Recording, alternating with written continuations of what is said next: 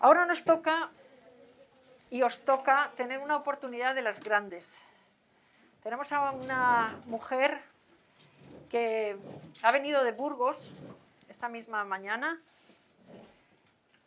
justificando, lógicamente, que viene a participar en un curso de formación porque tenía ganas de conoceros, de estar con vosotras, de en la medida que pueda contribuir a ser un referente, para mí lo es, pero ella pretende también poderos comentar experiencias y poder serlo para vosotras.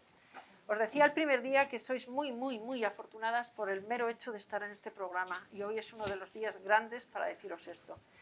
Está con nosotros María Elena Antolín, es la vicepresidenta de un grandísimo grupo, el Grupo Antolín, que es una referencia global en automoción.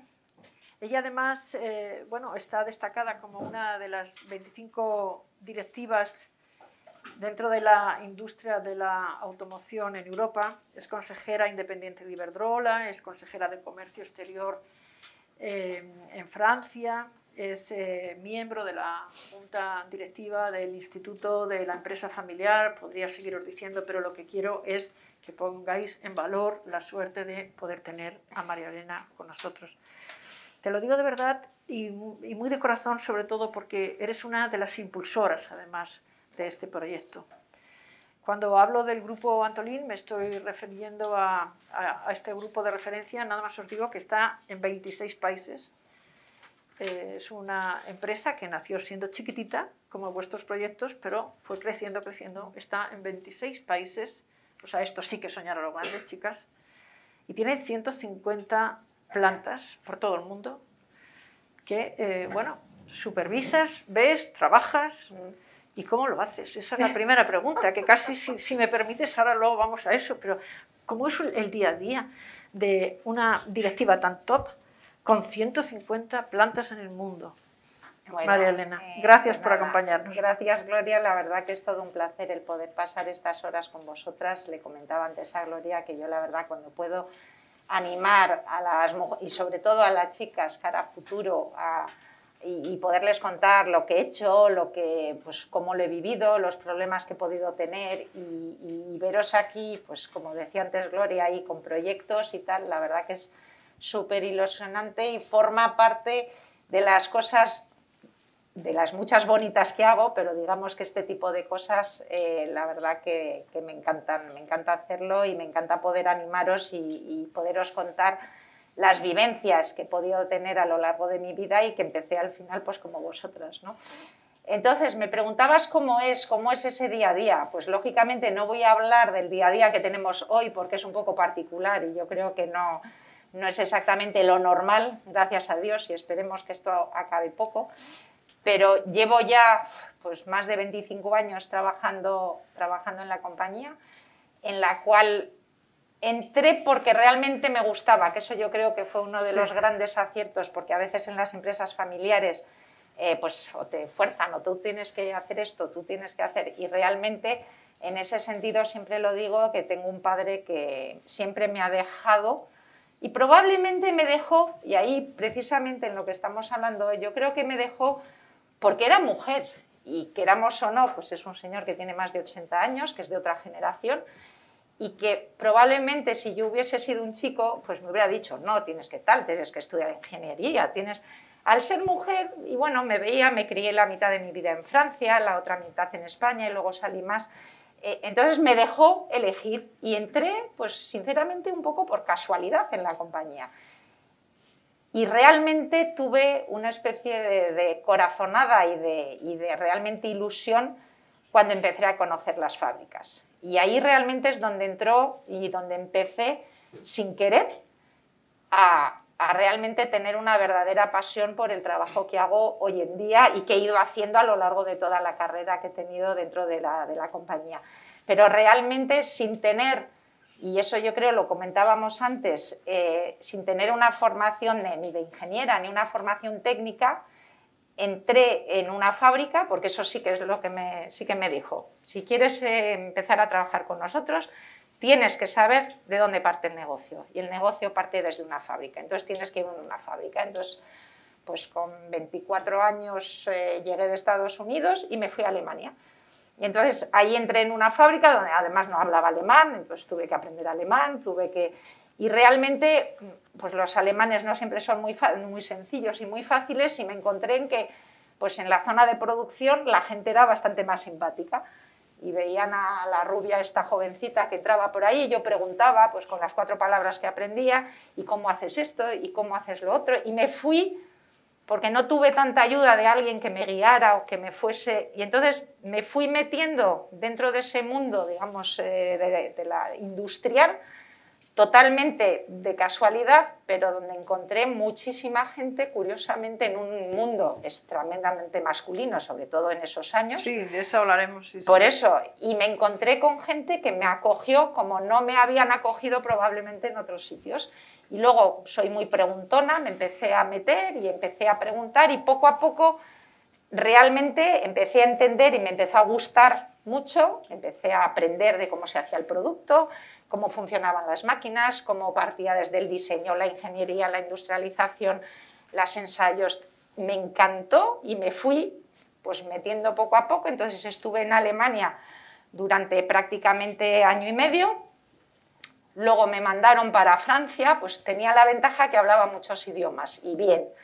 En esa época la gente hablaba menos idiomas, entonces no, vete con Pepito y así le ayudas con el idioma. Yo se supone que iba, entre comillas, de traductora, pero luego al final pues me iba buscando mi hueco, y me empecé a interesar mucho por toda la parte de mejora, que me interesaba mucho, la mejora de los procesos, la mejora de los productos, y me fui creando yo poco a poco, vamos a decir, pues donde podía yo aportar un valor y donde podía yo ayudar a la gente. Pero es curioso porque dices, no soy ingeniera, yo lo primero que uno pensaría, sí, claro, cuando ves a una mujer con esta pedazo de posición que ha ido haciendo carrera como aquí aprendiendo. Estamos, claro, como estamos diciendo siempre, ¿no? O sea, escalón a escalón, que es como hay que hacerlo en la vida, porque si no, además, no puedes estar en un puesto de esa responsabilidad con tanta tarea, no podría ser.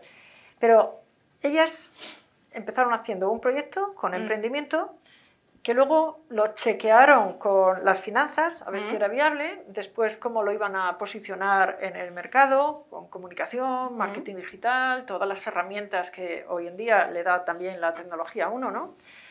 Y hoy con la profesora, con Gina Arán, han visto los equipos, pero lo valioso ahora también de tu aportación a esta jornada, María Elena, es que ese proyectito ahora es grande, lo quieren hacer grande. Están pensando no estar en 26 países, pero sí hacer algo grandioso, no tenerle miedo, no poneros límites, que esa es la idea que queremos hoy.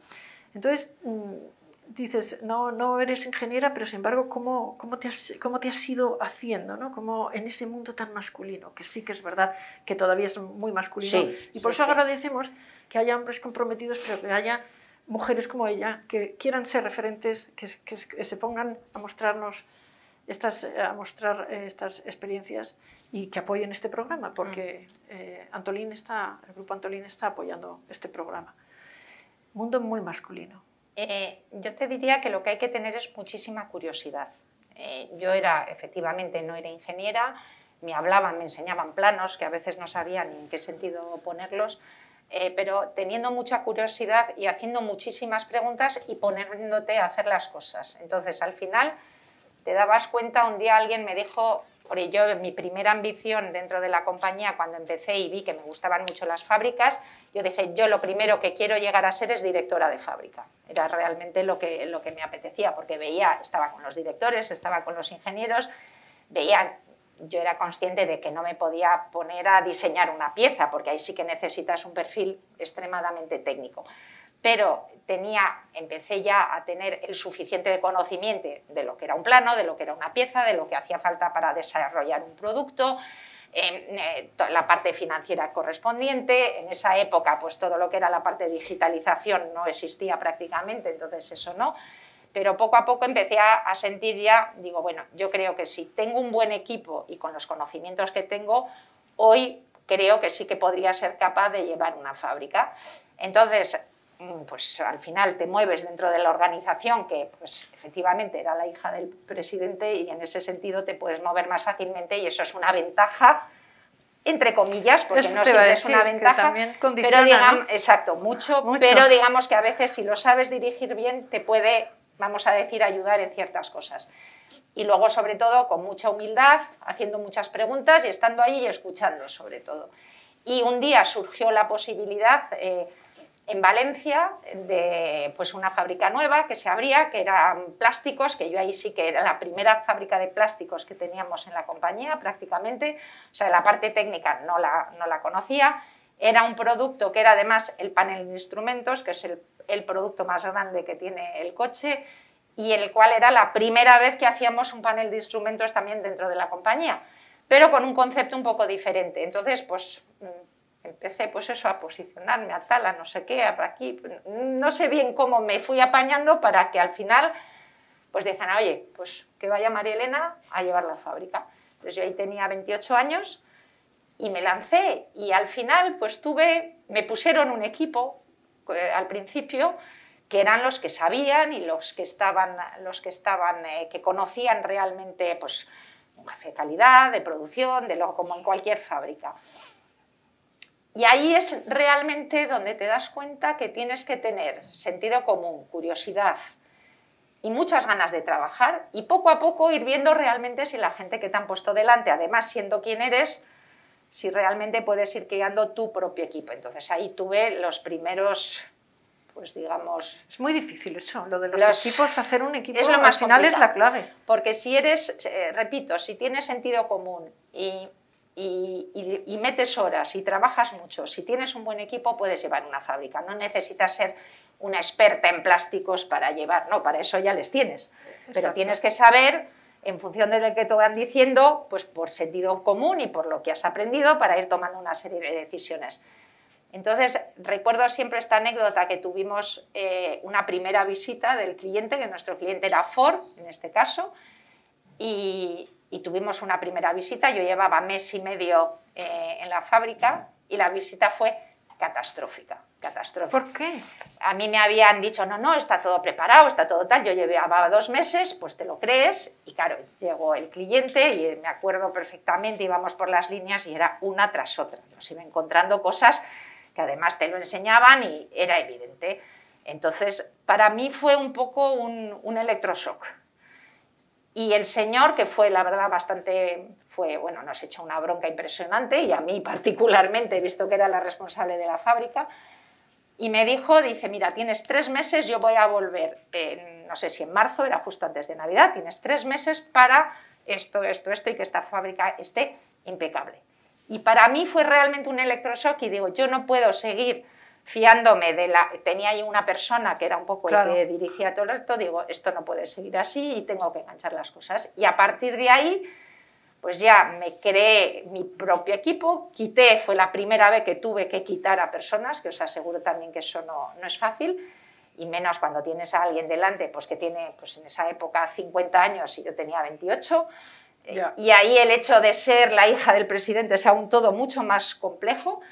Pero yo lo que sí que recuerdo es que a los 3 meses, cuando volvió el cliente, recuerdo que cogió un trapo, porque había un tema de suciedad, de limpia, había de todo. Cogió un trapo blanco y encima de las máquinas de inyección de 2.500 toneladas, que os aseguro que son unos vídeos, se subió una escalera, pasó el trapo y el trapo estaba blanco como tu mascarilla, hombre. Además soy muy maniática y les hice subir y a limpiar, porque digo, ya veréis que este va a limpiar. Dice, ¿qué va a subir? Digo, este va a subir por la escalera y va a ver. Pues efectivamente subió, coge y me dijo, esto es lo que estaba esperando. Pero esta es una cualidad también muy de las mujeres. No, totalmente. La fábrica es un estereotipo. Para comer en el suelo. Claro, pero el estar pendiente de todos los detalles y esa empatía de saber por dónde te van a venir, conocer a los clientes, ahí es verdad. Pero que en la industria es importante. O sea, tú no puedes entrar en una fábrica y tener una fábrica sucia. Si tienes una fábrica sucia, tu producto no es bueno.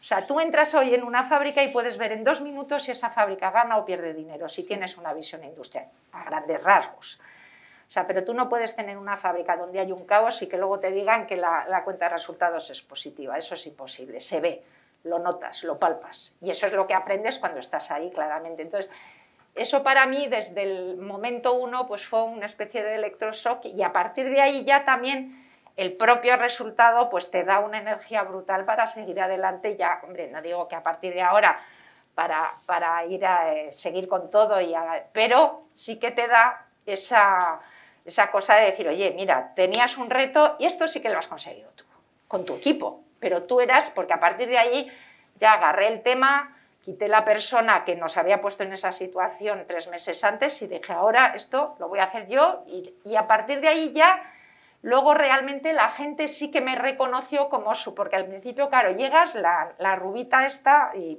Ya.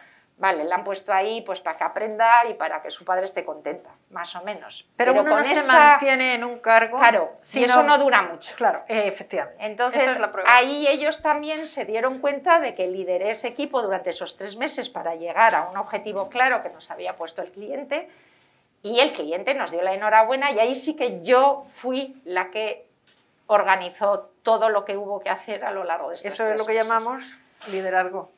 Es sí, exactamente eso. Y ahí para mí fue una prueba de fuego, pero también cara al equipo que yo tenía en ese momento. A partir de ahí ya me reconocieron como su directora de verdad. Y ya no era María Elena Antolín, ya era la directora de la fábrica. Que eso es muy diferente. Yo que conozco el grupo, te pedí si nos podías traer un pequeñito vídeo que... Sí. Vamos vale. Solamente para que veáis lo que es el grupo.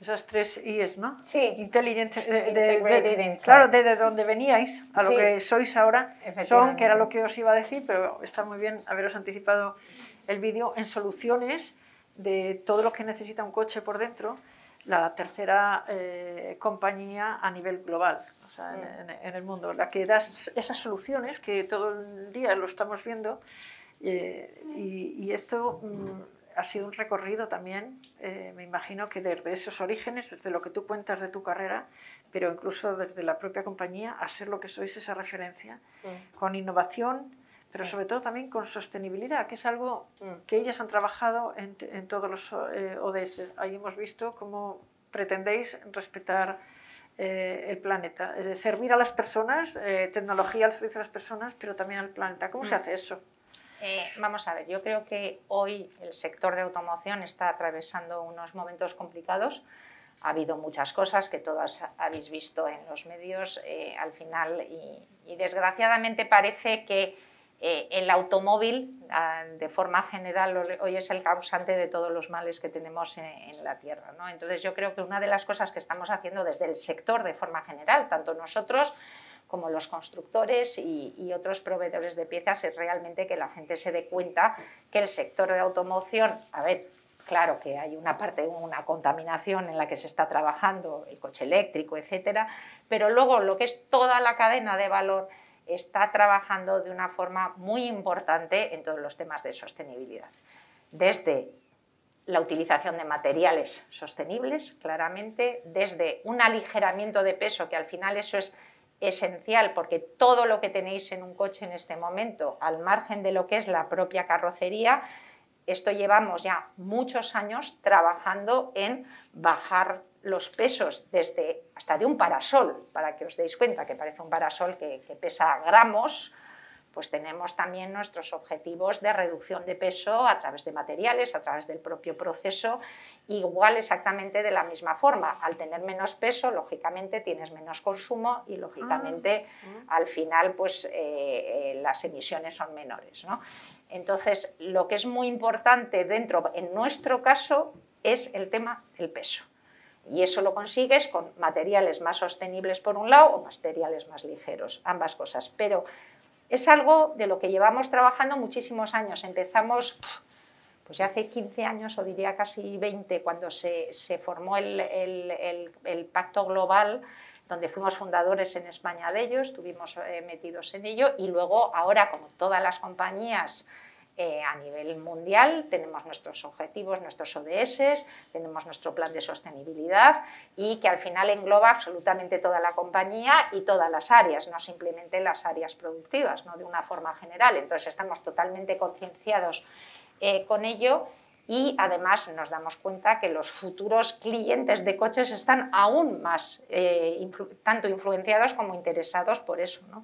Entonces lo que estamos intentando desde el sector de forma general es que la gente entienda que es un sector que lleva muchos años trabajando en sostenibilidad y que no solo, desgraciadamente, los escándalos que ha podido haber en el sector, que han al final enturbiado mucho la imagen que teníamos, que realmente el sector de forma general está trabajando no desde ahora, es algo que probablemente luego en el pasado no hemos sido capaces o no lo hemos hecho, el transmitir y el comunicar todo lo que se estaba haciendo de forma general en el sector, pero llevamos ya muchos años y para daros un ejemplo, en el año 94, cuando estaba yo en Alemania, me mandaron a Bangladesh Bangladesh es el mayor fabricante de yute del mundo, el yute es una fibra, y sacamos varios proyectos, porque dentro de los techos nosotros somos primer productor de techos mundial en el automóvil, lo que tenéis encima de vuestra cabeza y que no mira nadie, pero que es muy complejo. Bueno, somos el primer fabricante mundial de techos. Bien, dentro del techo una de las cosas que se pone es la fibra de vidrio. Entonces, precisamente para quitar esa fibra de vidrio y empezar con productos naturales, yo en el año 94 me fui a Bangladesh a buscar yute, pues ver cómo lo procesábamos, qué es lo que hay, para poder hacer techos de yute en vez de hacer techos de fibra de vidrio. Y os estoy hablando de hace muchos años, ¿no? Y recuerdo uno de los primeros Opel Vectra salió con fibra de yute por dentro, o sea, me refiero, el sector es un sector totalmente concienciado con los problemas de medio ambiente, probablemente no lo hemos contado suficientemente y las cosas hay que contarlas, hay que decirlas, y ahora nos hemos visto en la situación que claramente lo debemos de contar y lo debemos de decir porque si no parecemos los malos de la película, ¿no? Entonces, totalmente. Sabéis lo que decimos aquí, ¿no? Que además lo decía el otro día Carmen Alsina, la directora de comunicación de COE, lo que no se comunica no existe. No existe. Sobre todo hoy. Y por eso, claro, hay que estar comunicando. Bueno, vosotros mientras ya estáis escuchando y pensando preguntas que vamos a hacer, ¿vale? Pero dejadme, por favor, que haga solamente una y enseguida ya te preguntan. Estabas hablando de futuro, estamos hablando de innovación, todo inteligente, que me imagino que te tienes que poner ahí las pilas todo el día, claro, porque... ¿Cómo va a ser el coche del futuro? Es que es como que yo digo, bueno, igual tú dices, yo qué sé, pero es que esa capacidad anticipatoria sí que la tenéis. Y yo, vamos, que sé que la tienes, como acabas de decir, ¿no? Entonces, danos alguna clave. ¿Qué vamos a ver? ¿Dónde nos vamos a poner? ¿Dónde nos vamos a montar? Vamos a ver. ¿Sabéis cuánto tiempo de media pasamos en un coche a lo largo de nuestra vida? ¿Cuánto diríais? Así. No sé. Una media. Si vivimos 80 años, vamos a coger así o 80. ¿Cuántos años pasamos? Ya os he dado una pista. ¿Cuántos años pasamos en un coche? Sí, pues mucho. Por lo menos 5. Jolín, calcao. ¿De verdad? Media, sí. La media del tiempo que pasamos. Bueno, que yo he tenido épocas en que entonces habría sacado 20, pero bueno, esa es la media que ahora a lo mejor, pues de cierto modo, con todos los otros medios de transporte, pues a lo mejor esa media ha podido bajar, esperemos que vuelva a subir, ¿no? Yeah. Pero la media lo que se está evaluando es que más o menos a lo largo de nuestra vida pasamos 5 años en un coche, lo que es brutal. Entonces, nosotros dentro del concepto del interior lo que hemos visto es que nosotros vivimos, en general vives en una casa, vas a tu trabajo, que son los dos, vamos a decir, los dos sitios o los dos lugares donde más tiempo pasas. Entonces lo que hemos pensado y trabajando en el interior es que el coche, tenemos que conseguir que el coche sea el tercer sitio, digamos, donde pasemos tiempo. Y en ese sitio lo que tenemos cara a futuro y ahora, visto todo lo que se demanda, tenemos que ser capaces de poder ofrecer, vamos a decir, el que tú puedes hacer prácticamente lo mismo que haces en tu casa, pues lo puedas hacer en el coche y lo que haces en el trabajo lo puedas hacer en el coche también. Entonces, partiendo de eso, tenemos que ofrecer un interior, por eso hablamos de un interior inteligente, es decir, un interior que nos pueda ofrecer todo lo que nos gustaría poder hacer o lo que hoy hacemos desde casa y que empezamos a poder hacer del descoche, pero que es más complejo. Pero lógicamente cuando hablamos de coche autónomo, donde ya no vais conduciendo, pues podéis pasar el tiempo y hacer otras cosas, ¿no? Tenemos, creo, precisamente, no sé si tenemos listo un vídeo. Sí.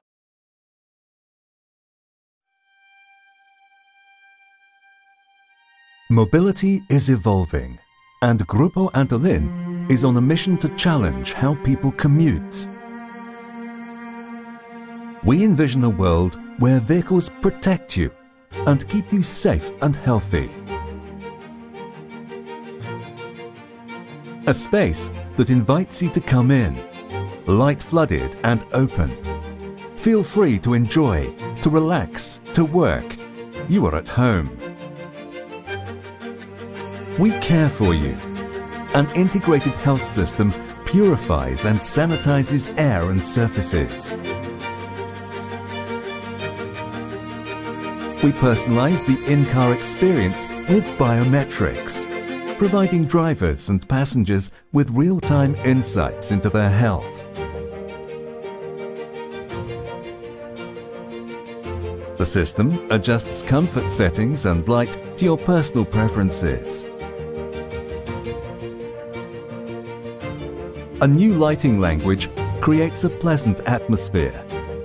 A meaningful design, engineering and industrial expertise meet to create a unique feeling of well-being.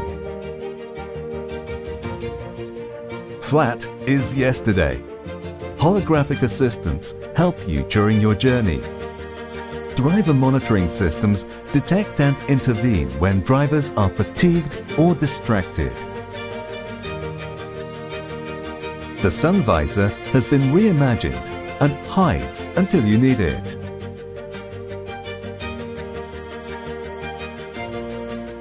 A combination of ready-to-market solutions with forward-looking technologies joined together to create your third living space.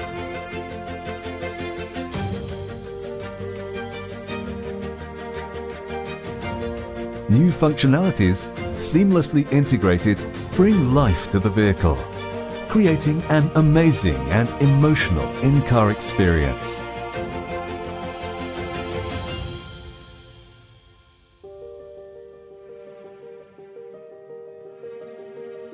A flexible and adaptive interior let passengers adjust every aspect to their comfort and mood. Every surface becomes alive. Move your mind and enjoy. Complete in-house capabilities deliver fully integrated solutions. Electronics and lighting blend and transform passive parts into active surfaces to communicate with the passengers. From the exterior to the interior, lighting systems play a vital role. Our smart surfaces offer functionality on demand and demonstrate the invisible integration of features into the trim. We truly value a near future full of sustainable innovations that will change the way we ride. Safe and healthy mobility starts with us. Take the journey.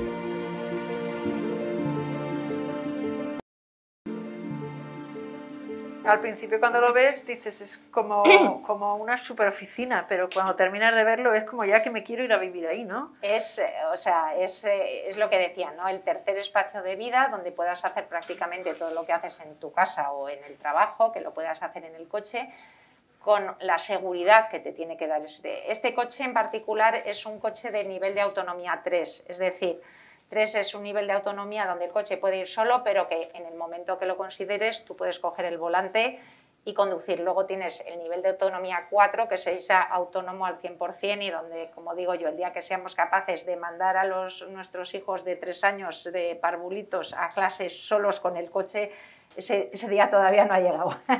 Pero estáis pensando en eso. No, pero eso es autonomía 4. Que eso todavía falta mucho y ya no es simplemente, o sea, el coche existe. Lo que no es que no exista, pero lo que hay que hacer hoy es que toda la infraestructura que tiene que ir alrededor del coche fuera en la calle para poder coger y conectar, eso es lo que hoy, y esto es todo una cuestión de dinero, las ciudades o las carreteras, las autopistas tienen que ir instalando. No solo depende del coche. Por ejemplo, hablamos de luz inteligente, es decir, es una luz que te da luz, pero que al mismo tiempo te da información. Si tú, por ejemplo, estás en una ciudad, parada en un semáforo, tienes las líneas y el semáforo está en rojo, las líneas del interior de tu panel de instrumentos aparecen en rojo y en el momento que el semáforo se cambia a verde, te aparecen en verde. Para que esto ocurra, tiene que haber una interconexión entre la parte de exterior, el semáforo, lo que sea, y el interior del coche. Entonces, todos los sistemas existen como tal. No es que no tengamos la tecnología como, por ejemplo, puede pasar en los coches eléctricos, las baterías. Hoy, a nivel conocimiento, hay un límite dentro de la autonomía de los coches, o sea, no puede, eso todavía hay que buscar. En este caso, todo existe. El tema es que hay que ponerlo a punto. Ya hemos visto varios casos en algún Tesla que ha habido problemas. O sea, eso todavía, pero es un tema de poner las instalaciones y dinero. ¿Cuántas cosas? Yo querría seguir preguntando, pero no. Vamos a ya levantar manos. Venga, ¿nos decís el nombre? Hola, me llamo Fariana y bueno, la cuestión es, con tanta innovación y queriendo crear un futuro más sostenible en el mundo automovilístico, ¿no va a ser solo para la gente privilegiada? Porque, o sea, tanta innovación también tiene que tener un precio. Muy buena pregunta. Vamos a ver, el sector de automoción desde sus inicios ha sido siempre un sector extremadamente competitivo. Si tú coges el coche de hace 20, 30 años, lo que tenía, que a nivel electrónica e innovación prácticamente no tenía nada, desde los propios elevalunas, que no sé ni si algunas todavía, sí, incluso sí, algunas... yo sí lo he visto. No, tú sí, bueno. Pero hoy en día es como los niños cuando les das algo y empiezan a hacer así en la pantalla, no, que esto no va de todo, pero es que han nacido con ello, ¿no? Entonces, toda esta innovación y toda esta electrónica, porque al final no deja de ser electrónica, es que se está metiendo en la automoción, tiene que ser algo a unos precios extremadamente competitivos. Es decir, que eso es lo complejo y lo muy complicado que tiene este sector y por eso, pues, dentro de todas las crisis que hemos seguido teniendo a lo largo de los últimos 20 años, desgraciadamente, pues cada vez somos menos a quedarnos en el mercado, porque si tú coges un coche de hace 20 años y coges un coche ahora, hace 20 años, efectivamente, los coches eran prácticamente, aunque parezca mentira, para una élite. Hoy se están haciendo coches para todo el mundo y este tipo de coches tiene que ser para todo el mundo a un precio que sea extremadamente asequible. mucho más barato que muchas cosas. Pasa con todos los viajes en general. Antes viajar era una cosa como de súper sencillo, tenemos que pensar en otro concepto. Este caso, por ejemplo, el coche que habéis visto estaba más enfocado a un coche compartido. Por eso salen los aspiradores al final para limpiar, por eso hay muchas, son coches más...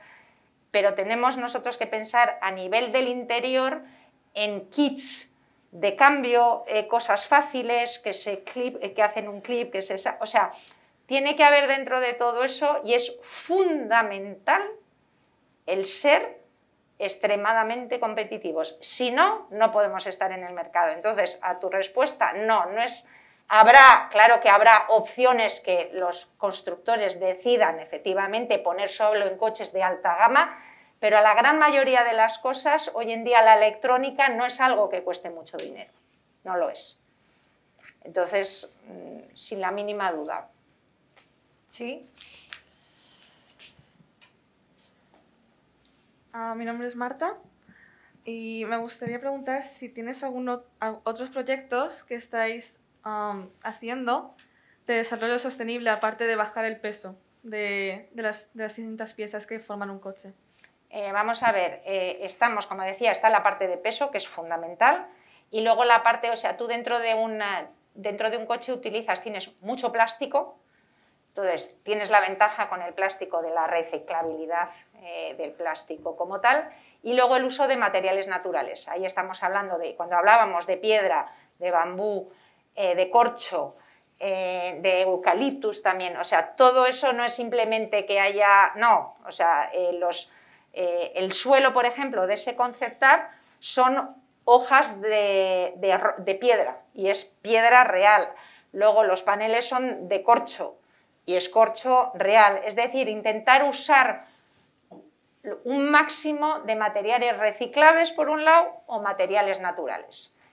Pero sí que te digo que cuando hablamos de ecología, vamos a decirlo así, dentro del automóvil, lo número uno es el peso. Tú si tienes un coche que respeta las normas de... Porque claro, tú puedes aligerar el coche, por ejemplo, si hablas de chapa, el acero, por decir algo, el acero se recicla, o sea, lo reusan, eso no hay problema. El problema es que, claro, según el espesor que pones del acero, luego en un crash test el coche ya no te aguanta. Entonces tienes por un lado que aligerar el peso y por otro lado tienes que ser capaz de mantener las normas de seguridad, que son importantísimas, porque estás hablando de, o sea, estás hablando de la seguridad de los pasajeros. Entonces, lo que sí que nos estamos dando cuenta es que cada vez más los metales están desapareciendo y cada vez más lo que le está sustituyendo es el plástico, que ahí lo que se está estudiando mucho son, dentro de los plásticos de alta rigidez, que aguantan el mismo impacto que te puede aguantar un acero con un peso muy inferior y con una reciclabilidad total. Entonces, el plástico en sí no es un elemento, vamos a decir, ecológico en el primer golpe, pero si lo puedes reciclar y si aligeras muchísimo el peso y te da las mismas funciones de seguridad que te va a dar otro tipo de materiales, ahí estás cerrando el círculo. Caray, entonces, qué cosas. Habéis visto lo que estáis aprendiendo hoy, ¿eh? Sí, industria a tope, que por cierto, si luego me queda tiempo, ¿alguna otra mano? ¿Sí? Tenéis que tener curiosidad, seguro. Ya sé que hemos hablado de muchísimas cosas, pero venga, tenemos todavía 5 minutos. Me llamo Cristina y te quería preguntar que respecto también a la sostenibilidad, que si los coches eléctricos acabarán sustituyendo a todos los demás. Sí, a ver, esto es un tema de tiempo y ahí sí que entra cara la pregunta, la primera pregunta que he tenido antes sobre el tema del precio.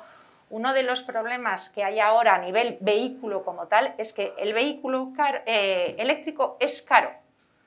Entonces, y lo habéis visto, simplemente los más conocidos, que son los Teslas, son coches carísimos. En cuanto entramos en una autonomía de batería de más de 400 kilómetros, nos metemos en unos precios que son totalmente, que están fuera de control. Entonces, lo que necesita, y ahí sí que hay un tema de tecnología que todavía hoy no está al punto, es ser capaces de tener una autonomía suficiente, una recarga rápida y un precio asequible.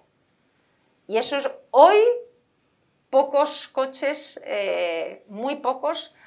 O sea, eso es lo que está hoy frenando la evolución del coche eléctrico. Es un tema de autonomía y un tema de precio. Por eso, de hecho, hoy en el mundo no llega ni a un 1% la cantidad de coches eléctricos. Es decir, que a veces vas a ciudades, si vais a Shanghái, por ejemplo, en Shanghái da la sensación de que aquí no hay más que Teslas, o no hay más que... Sí, parece que hay muchos coches eléctricos, pero en comparación a la cantidad global de vehículos que hay en el mundo, la cantidad de eléctricos es muy poca y esa es la razón. Entonces, esa tecnología claramente tiene que evolucionar y se llegará a ello. Luego se habla mucho también del tema del hidrógeno, lo que pasa que el hidrógeno en un automóvil pues es todavía aún más caro que el eléctrico, se habla más para transporte barco, camión, autobuses, o sea, para largas distancias y vehículos grandes. Entonces, bueno, ahí sí que hay un tema de conocimiento y de tiempo. O sea, no va a ser mañana ya, pero os diría que en España en este momento hay un proyecto muy interesante y muy gordo que ¿Cuál? Qué bueno. Sí, no te lo quiero contar porque todavía no es oficial, pero donde uno de los constructores que tiene fábrica aquí en España quiere sacar un coche eléctrico con una buena autonomía y a un precio inferior a los 16.000–17.000 euros, lo que es algo ya mucho más asequible. Entonces, porque que de hecho es uno de los grandes proyectos europeos que se están presentando. Pero vamos, esto va a ir, pero se va a tomar un poquito de tiempo, no va a ser pasado mañana, ¿eh? Qué bueno. ¿Alguna pregunta más por aquí? ¿Sí? ¡Ah! Gina. Marilena, quería preguntarte, pero sobre todo para ellas, ¿eh? Sí. Hoy hemos dado un módulo de liderazgo, de Sí. gestión de equipos, de personas, nos hemos Sí. centrado Ay, qué- en lo que impulsa a las empresas, ¿no? Ujú. Y esos maravillosos coches hacen posible, ¿no? Que tengamos esa evolución. Desde un punto de vista de mujer líder, de mujer que además tampoco ha sido fácil teniendo lo que explicabas al principio, ¿no? El nombre, el apellido. ¿Qué tres cualidades o qué les trasladarías a ellas que dices debe tener una líder para que el equipo vaya adelante? Yo diría la humildad, la curiosidad y mucho trabajo, no sé cómo lo podemos, o sea, como cualidad, o sea, no tener miedo de trabajar y de meter horas y de estar ahí, yo diría, o por lo menos yo son esas tres que me han funcionado a mí. Las hemos comentado. Sí, y yo quería esta parte precisamente al final ir a este tema de liderazgo y que además te dirigieras a ellas, es decir, chicas que tienen 16, 17 años, que a mí me encantan porque, oye, echarle aquí desde las 9 de la mañana hasta las 2 de la tarde, horas en un sábado, ya dice mucho de cómo son. Exacto. Consejos para que ya cuando, en fin, se van a enfrentar a la universidad y a una formación ya superior, ¿qué es lo que les aconsejarías también de cara al trabajo y a su superación, a su autoconfianza también? Yo lo primero que os diría es que, aunque suene un poco, habéis nacido siendo chicas en el momento perfecto. Yo tengo 2 chicos y les digo, habéis nacido en el peor momento para ser chicos. Es decir, se os van a abrir un montón de posibilidades y merecidas, sí, pero el caso es que este tipo de programas hace 20 años sonaba música celestial, Gloria, no nos Para engañemos. mí lo hubiera querido, os lo Entonces, digo todo el tiempo. Tenéis ahora una posibilidad que muchas chicas, pues que sea de la generación Gloria o mía, o incluso un pelín más tarde, no han tenido, y que dentro de 20 años o 30, yo siempre espero y digo, yo creo que en ese momento no habrá mujer, hombre, habrá personas, que eso es a lo que tenemos que llegar al final, ¿no? Pero habéis nacido en el mejor momento para ser chicas. Es decir, que se os van a abrir y luego a partir de ahí hay que trabajar mucho, hay que hacer cosas, pero estáis en el momento perfecto. Entonces, yo os diría como consejo de no tener miedo a nada, de ir a por todas, de tener ganas. Yo siempre, cuando estoy con gente más joven y siempre les digo lo mismo, salid del país, iros. Y no digo que no volváis, claro, tenéis que volver y se vive demasiado bien aquí en España para no volver. pero tenéis que probar otras cosas, otras culturas, conocer otra gente. Y no es simplemente decir, no, hablo inglés y tengo el nivel no sé qué, o he sacado en el TOEFL no sé cuántos, no, pero has estado viviendo en Inglaterra, en Estados Unidos, en China, ¿sabes cómo es la gente ahí? Porque al final, el día de mañana, si sois dirigentes, os vais a encontrar que tenéis que liderar equipos de gente que viene de todos los lados. Nosotros ahora, dentro del nuevo concepto, digamos, de trabajo que estamos lanzando dentro de la compañía, donde trabajamos por proyectos, al final y no es fácil, porque la transformación de una compañía en ese sentido es complejo, ¿no? Pero tenemos lo que estamos intentando hacer es que la gente experta sea la que lidere ese grupo y no tiene por qué ser un jefe. Yo puedo estar en un grupo donde a lo mejor sé menos de un tema y donde tengo algo que es un chico, un ingeniero que sabe mucho y yo soy la vicepresidenta de la compañía, pero estoy metida en ese grupo porque puedo aportar, pero el que lidera ese grupo es otro. Pero esa persona tiene que estar liderando gente de muchos países, de muchas edades, de muchas culturas, de muchas religiones. Entonces, al final, como futuros líderes de lo que seáis, tenéis que, cuantas más culturas conozcáis, más...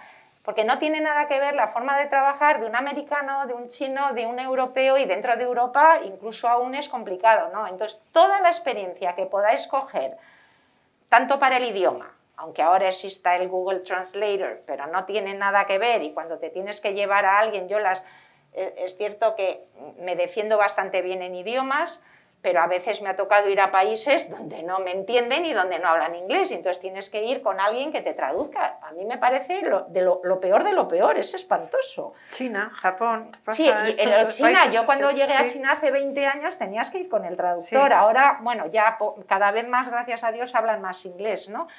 Pero todo lo que podáis aprender de otras culturas, yo siempre digo, y cojo el ejemplo, digo, si coges... Y yo hago muchos, iba a decir anglicismos, no francisismos, o como se diga, porque tengo mucha parte de mi cultura que es francesa, porque me he pasado casi más tiempo en Francia que en España, ¿no? En mi vida. Y hay una expresión en francés donde dice, si das una patada a un árbol, pues te caen 20 ingenieros, vamos a decir. Das otra patada a otro árbol y te caen, pues, 10 ingenieros con un idioma y con un tal. Das otra patada y ya... Cuanto menos van cayendo, más idiomas van. Y al final, un ingeniero con 2 o 3 idiomas, te cae uno, no te caen 20. Y ahí marcáis la diferencia. Alguien que ha pasado tiempo en un país, en una cultura, que ha trabajado en un sitio, o sea, no tengáis miedo de iros a sitios raros, a vivir experiencias. Ahora es fácil viajar, no tiene nada que ver con... nuestra época que para irnos o sea, ahora ya el viajar está a la altura de todo el mundo, tenéis los Erasmus, pero da igual, que os vayáis con una mochila durante 2 meses a recorrer la India, yo qué sé, pero abriros al mundo, porque al final nos hemos dado cuenta hoy que no hay barreras en comunicación, y esto, lo que estamos pasando ahora, nos lo damos cuenta, ya no necesitamos ni siquiera viajar, pero al final estamos hablando todos los días. Y lo vemos en la pantalla con uno que está en China, el otro en Estados Unidos, y la forma de expresarse, la forma de pensar, cuando quieres transmitir un mensaje, cuando quieres que se tome una decisión, si no conoces o no has estado con ese tipo de gente, cómo reaccionan, qué tengo que decir, qué es lo que no tengo que decir, todo se complica muchísimo. Entonces, toda la experiencia que podáis coger de salir del entorno al que estáis acostumbrados, yo es lo que he hecho toda mi vida y que volvería a hacer y que siempre empujo a la gente alrededor mía joven a hacer. Bueno, habéis visto que además tiene una pasión por todo lo que dice. Yo os voy a pedir un aplauso para ella. Muchísimas gracias, María Elena, por habernos acompañado. Una lección magistral. Os invito a que lo volváis a escuchar. Y de verdad, anotando muchas cosas. Ahora vamos a hacernos una foto. Sí, claro. Que la hacemos, ¿dónde me decís? ¿En las escaleras?